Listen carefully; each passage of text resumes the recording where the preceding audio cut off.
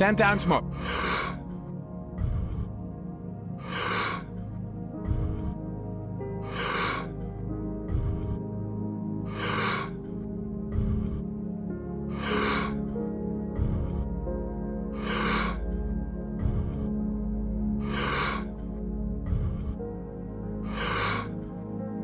Two times more.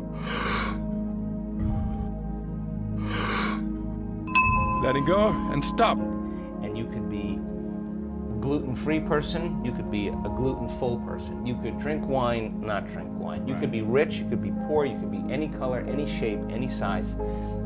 In fact, you can't tell me you're too old to do this work. You can't tell me that. We got elders in this work that we show you their brain scans and you'd be blown away. They know how to do it. You can't tell me you're too sick to do this work. We got people that have reversed stage 4 cancer numerous times, and yeah, it took a Herculean effort to do it, but they love themselves for it. You can't tell me that you're too out of shape or too overweight or too underweight. You can't. I've seen it all shapes and sizes. You can't even tell me that you had a brutal past. And people that have had very, very dismal pasts that are free, that are happy people.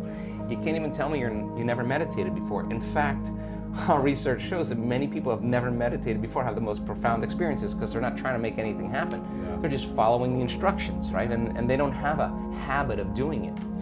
So we don't want to exclude anybody in the process. We want to include everybody. So it turns out that our events tend to draw a good portion of men because of the science.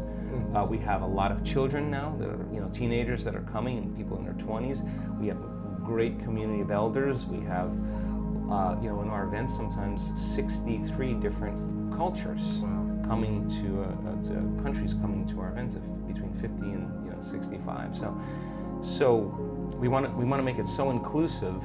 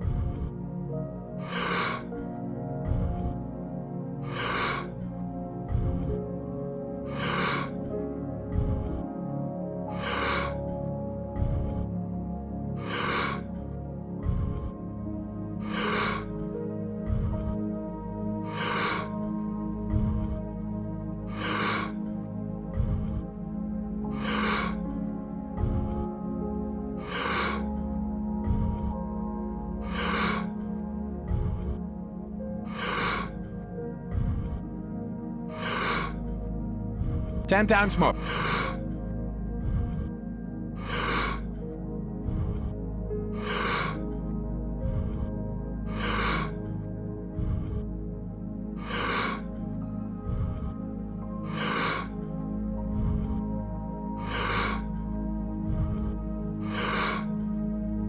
Two times more. Letting go and stop. That community becomes the side effect because with a community of like-minded, similar energy of people, everybody understands. They get one another.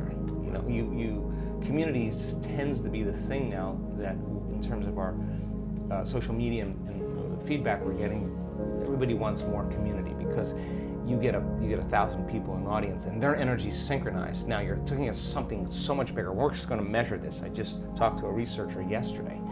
We're going to measure 1,000 people when they reach that synchronized moment when we know that the entire social coherence in the room is orderly. Then if you're producing an ambient, coherent magnetic field in your heart and you're tuning into a thought or an intent, and you got 1,000 people doing that, and your energy is going to start interfering and commingling with the person who's next to you. When that energy starts to synchronize, it's going to produce a bigger wave. The higher the amplitude, the higher the wave, the more energy there is. So now you have one mind and one heart. And now when it comes to healing others, and we've done the research on this now, and we're collecting the data, that we're teaching people how to administer a change in energy in the person that's laying there. Because it's not matter that emits a field. That's the wrong way to think about it. It's the field that creates matter. You change the field, you change matter. It's not your job to change the tumor.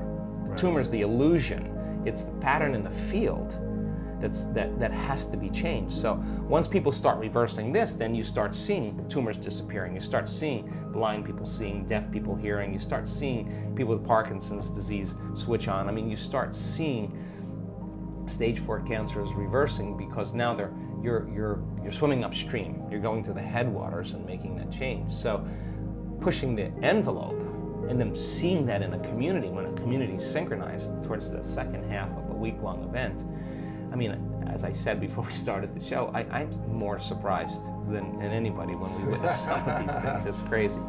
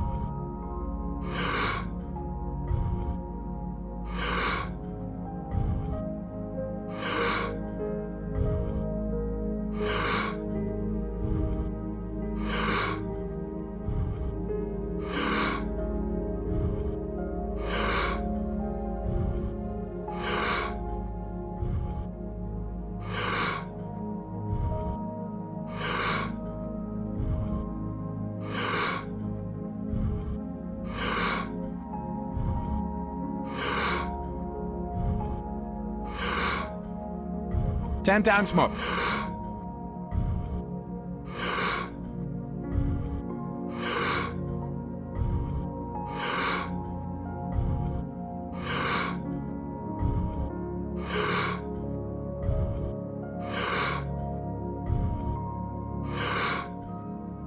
2 times more.